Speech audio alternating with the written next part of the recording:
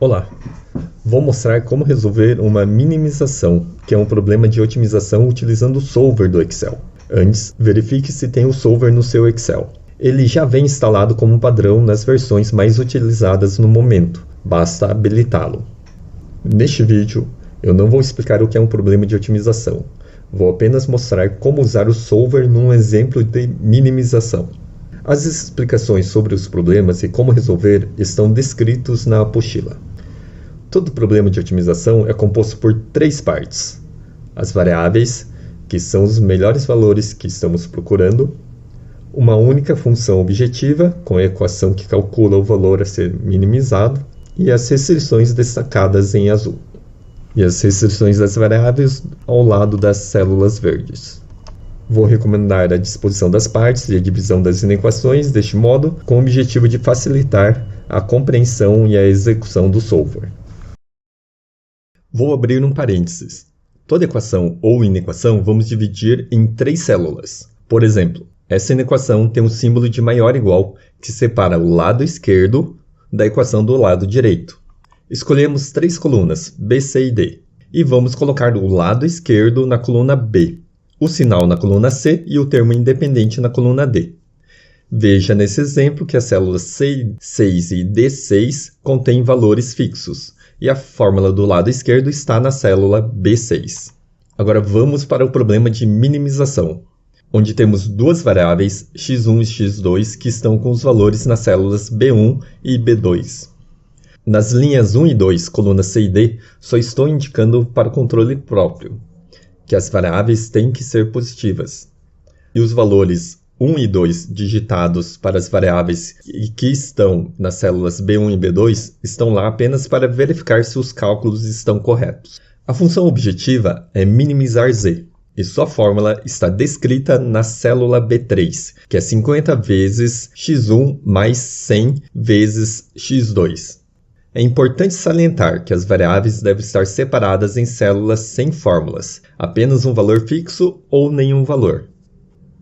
Agora, cada restrição deve estar numa linha. A restrição do público feminino está na linha 5. Nas células C5 e C6, os valores estão fixos.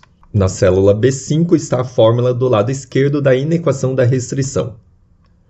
Agora, a restrição do público masculino está na linha 6, sendo que a fórmula do lado esquerdo está na célula B6. Reforçando que toda referência da variável x1 aponta para B1, e a referência da variável x2 aponta para B2. Pronto! Acabamos de organizar as informações do problema dentro do Excel. Agora vamos executar o solver. O solver é encontrado na guia dados, e com as informações organizadas fica mais fácil de executar.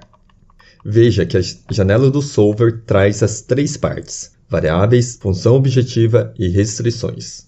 Vou fechar a janela e abrir novamente o solver. Agora vamos indicar a fórmula da função objetiva que está em B3.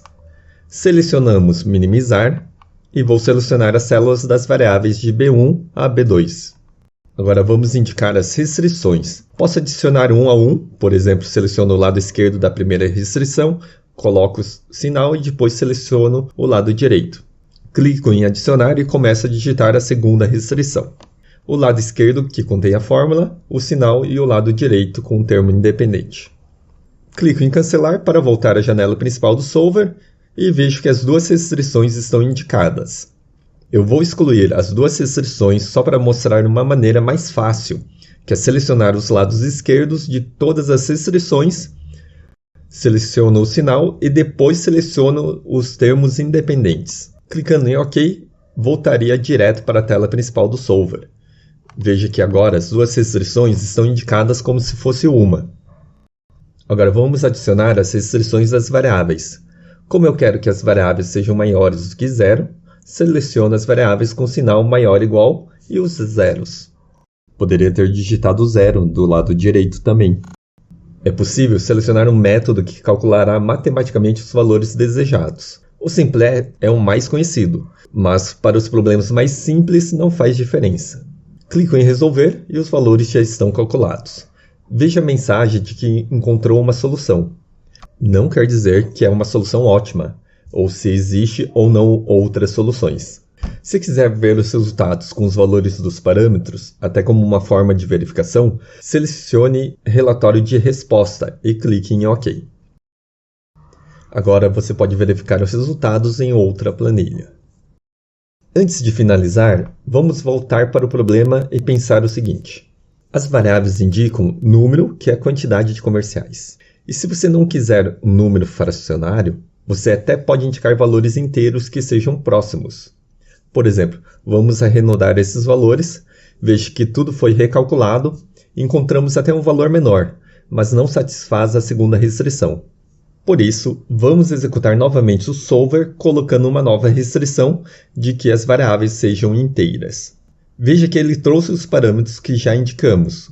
Clicamos em adicionar, selecionamos as variáveis que desejamos que sejam inteiras. No lugar do sinal, selecionamos int para colocar a restrição de número inteiro e clicamos em OK. E depois clicamos em resolver. Pronto, temos uma solução com valores inteiros. Lembrando que não sabemos se é uma única solução, se é uma solução ótima global ou local, mas foi o resultado que o método dentro do Excel encontrou. Ou seja, o menor valor para Z é 400, com valor 6 para x1 e x2 valendo 1. Para você que conhece mais dos métodos matemáticos de resolução, utilize o botão Opções para melhor execução do método escolhido. Obrigado e até a próxima.